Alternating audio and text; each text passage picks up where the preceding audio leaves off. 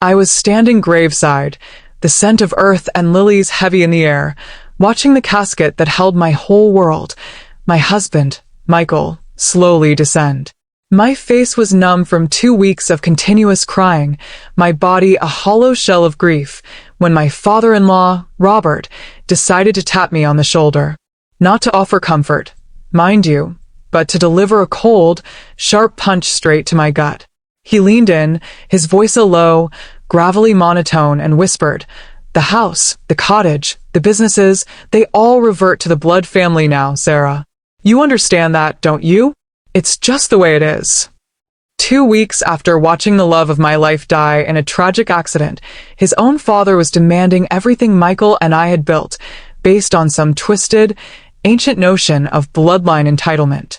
What they didn't know, what no one outside of my doctor knew, was that I wasn't alone anymore. I was already carrying Michael's child, the last piece of him, tucked safely beneath my ribs. I had a secret, a massive, life-altering secret, and suddenly, in that moment of ultimate betrayal and disrespect, I knew exactly how I was going to use it. Was I wrong for letting them dig their own grave of greed before dropping my bombshell? Tell me if you would have done the same thing. Michael and I had a life that felt like it was plucked right out of a dream, not because it was perfect, but because it was ours, built from the ground up with sweat, love, and a shared vision. We met in university, 2 ambitious kids with big plans. His family, the Hayes, were well off, rooted in old money, and honestly, a little stuffy. His father, Robert, was a retired corporate lawyer, an incredibly intimidating man who valued tradition, legacy, and above all, control. His mother, Evelyn, was softer, but completely subservient to Robert's will. I, on the other hand, came from a modest background, working my way through school. The Hayes never fully warmed up to me.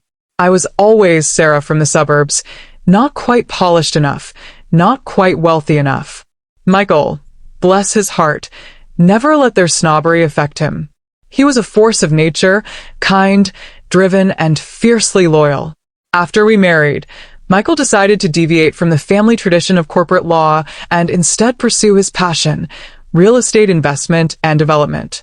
This was a point of contention with Robert, who saw Michael's ventures as frivolous and risky. But Michael was brilliant. Over 10 years, we didn't just survive. We thrived.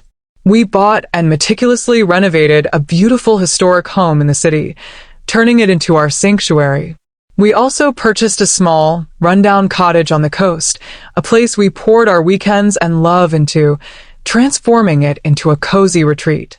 Crucially, we co-founded and built 2 successful small businesses, a property management company and a boutique furniture restoration workshop. Everything was a partnership. We were equals in every sense, personally and financially.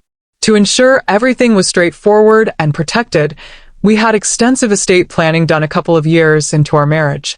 Michael, who knew his father's controlling nature all too well, insisted on it. We established a revocable living trust, named the Hayes-Miller Trust, and transferred nearly all of our major assets, the house, the cottage, and 100% ownership of the businesses, into it. The beneficiaries were explicitly listed as Michael and Sarah Hayes.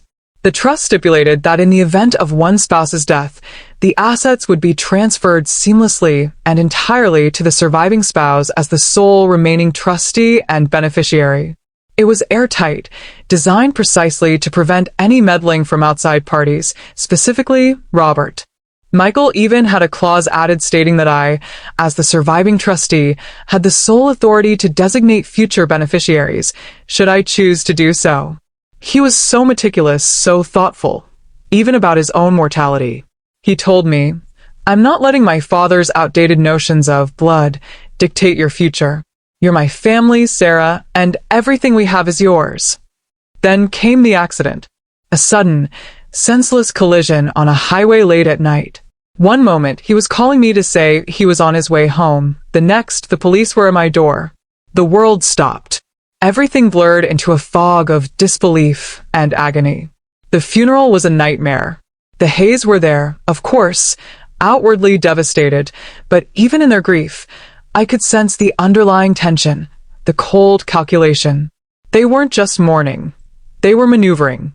Over the next few days, the Hayes family's true colors began to bleed through their polished veneer of sorrow. Robert and Evelyn, along with Michael's sister, Clara, who was notoriously bad with money, started making increasingly bold inquiries. First, it was veiled concern about Michael's legacy.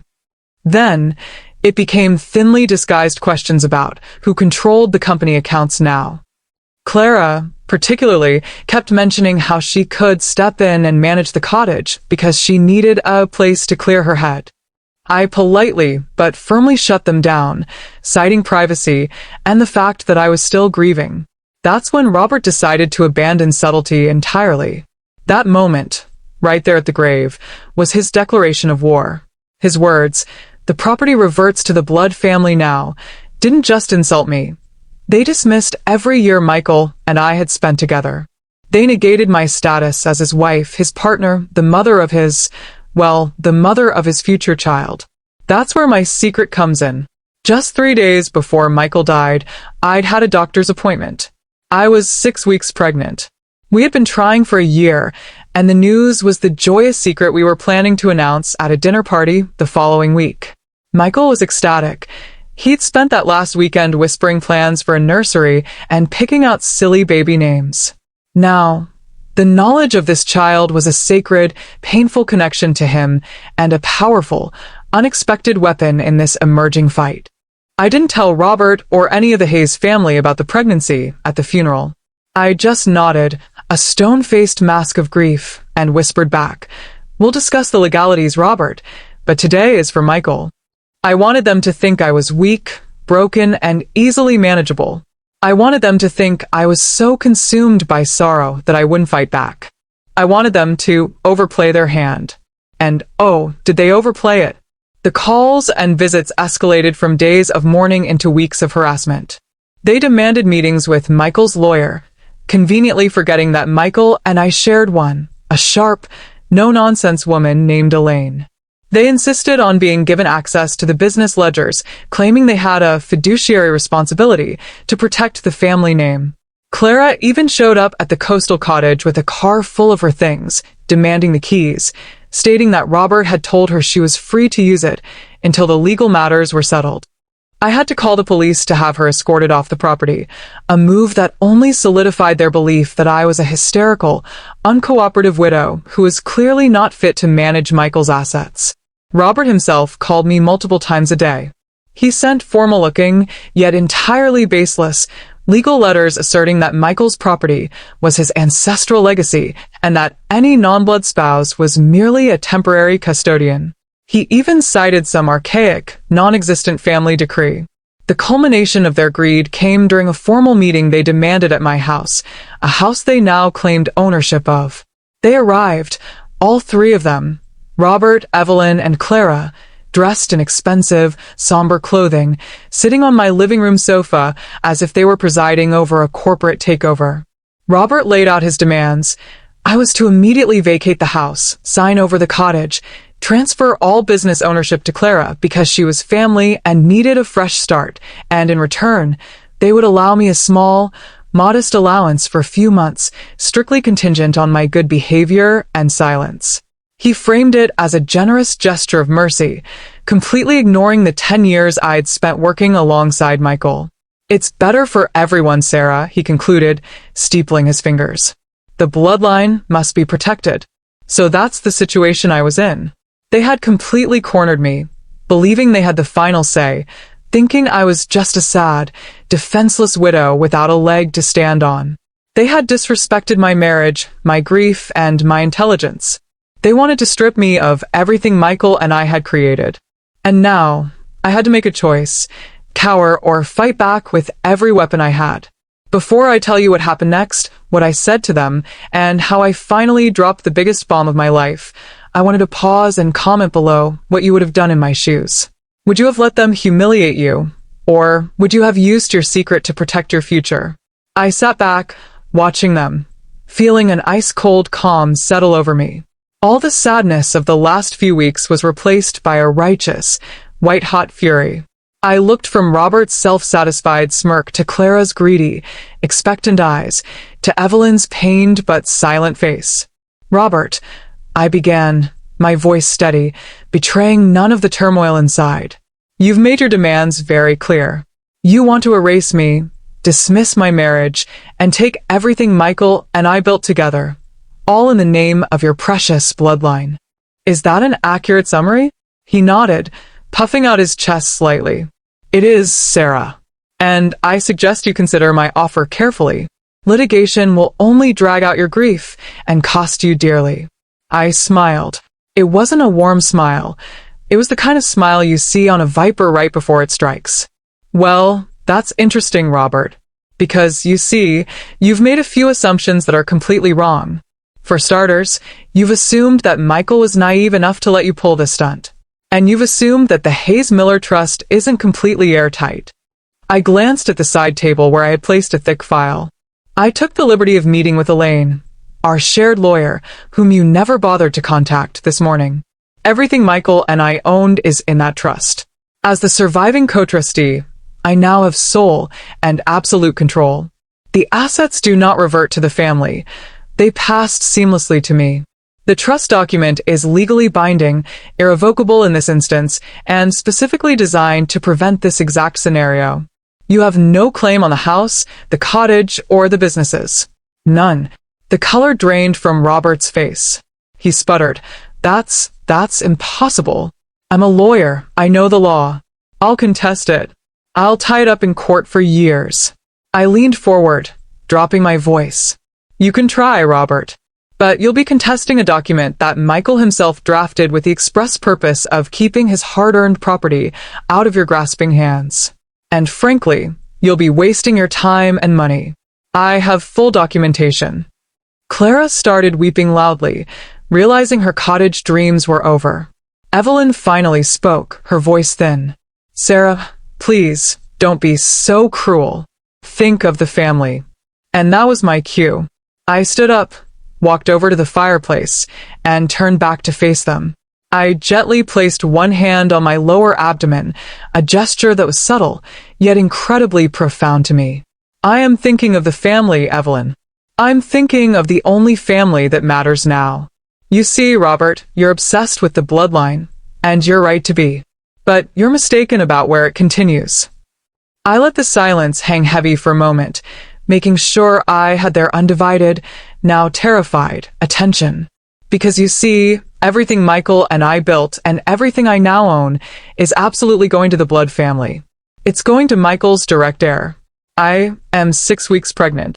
The effect was instantaneous and staggering. Clara stopped crying and stared at me, mouth agape. Evelyn gasped, clutching her hands to her chest, a look of pure, unadulterated shock giving way to what looked like genuine, painful joy. Robert, the imposing, unshakable patriarch, literally staggered. He reached for the back of the sofa to steady himself, his face gray.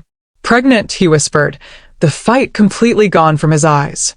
Michael's child." "Yes, Robert," I confirmed, my voice ringing with finality. "Michael's child. Your grandchild. The only legitimate heir to the Hayes name, and the sole future beneficiary of the Hayes-Miller Trust after me. So, if you want to contest the trust, you'll be doing it against the mother of your son's only child. And I promise you, I will make sure the judge and every paper in this city knows exactly how you tried to throw your son's pregnant widow out on the street 2 weeks after his funeral." I stared him down, and he finally broke eye contact. The game was over, and I had won.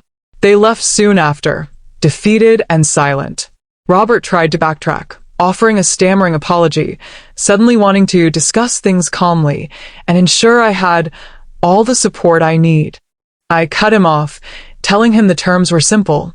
I would manage the assets for my child, and if they behaved with respect and decency, they would be welcome to have a relationship with their grandchild. If they continued their greedy attacks, they would be entirely cut off. I never heard another peep about reverting the property. The aftermath was a complete shift in dynamics. Evelyn started calling me regularly, not to grill me about money, but to genuinely check on my well-being, the first time she had ever done so. Clara apologized profusely, offering to knit baby blankets. Robert, however, retreated. He didn't contest anything. He sent a huge bouquet of flowers and a short, formal, but undeniably remorseful note acknowledging his grandchild and promising his support. He understood the legal battle was unwinnable, but more importantly, he knew I had secured the ultimate ethical high ground. My victory wasn't just financial, it was moral. I bought a crib for the nursery with the first month's revenue from the property management company, a silent, sweet tribute to Michael and the future he had so carefully protected for me and our little one. My son, Michael Jr., is now 2 years old, a miniature version of his father, full of life and mischief. The house is filled with his laughter, and the cottage is our escape. The Hayes family, including Robert, are involved, though always on my terms. I maintained my boundaries, ensuring their involvement is one of love and support, not control or financial entitlement. This whole devastating ordeal taught me that sometimes the greatest act of love is also the most brutal act of self-preservation, and that the only legacy truly worth fighting for is the one you create with your own heart, not the one that's dictated by blood or greed. So, I stood up to the man who wanted to take everything from me, and I did it while holding the ultimate trump card. I protected my husband's legacy and our child's future. Like this video if you were on my side, and you think they got exactly what they deserved. Subscribe for more stories like this, and make sure you share your final thoughts on this whole mess in the comment section. Did I handle the confrontation perfectly? I'll see you all in the next story.